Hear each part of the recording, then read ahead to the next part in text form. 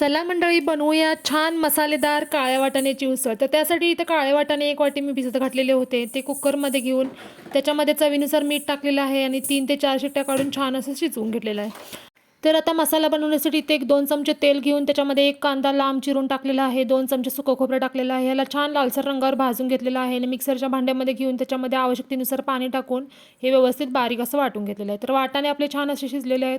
त्याच्यानंतर कढईमध्ये 3 ते 4 चमचे तेल टाकलेलं आहे, अर्धा चमचे जिरं, 1 कांदा बारीक चिरून आणि ताजा कढीपत्ता टाकलेला आहे. त्याच्यानंतर 8 ते 10 लसूण पाकळ्या ठेचून टाकायचे आहेत, 1 टोमॅटो बारीक चिरून टाकायचा आहे आणि हे व्यवस्थित भाजले की त्याच्यामध्ये पाव चमचा हळद, 1 चमचा गरम मसाला आणि आवश्यकतेप्रमाणे लाल तिखट टाकून त्याच्यामध्ये वाटलेलं मसाल्याचं वाटण टाकायचं आहे. त्याला तेल सुटेपर्यंत परतून घ्यायचं आहे आणि शिजवलेले वाटाणे याच्यामध्ये टाकायचे आहेत आणि 2 ते 3 मिनिटांसाठी वाफवून घ्यायचे आहेत आणि वरून सजावटीसाठी ओली कोथिंबीर टाकायची. तर अशा प्रकारे आपली उसळ तयार आहे. तुम्ही पण नक्की ट्राय करा आणि माझी रेसिपी आवडल्यास चॅनलला सबस्क्राईब करा.